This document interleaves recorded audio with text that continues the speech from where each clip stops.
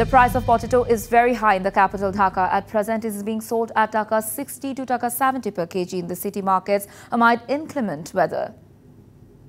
According to the TCV information, the price of potato, which was at 25 Taka per kg, has increased to Taka 60 to Taka 70 per kg in 4 years. Market analysts say that even if July 2021, the highest price of potato in the capital was only Taka 25 per kg, it is increasing continuously in the last few years. Market analysts say in July 2022, per kg of potato would sold for Taka 30, in July 2023 at Taka 40. And this year it has increased to Taka 70 per kg.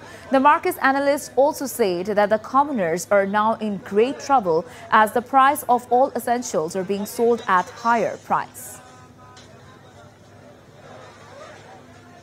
নগদের কাছে সব গ্রাহকই প্রিয়, তাই তো সারা দেশে cash out charge সবচেয়ে কম।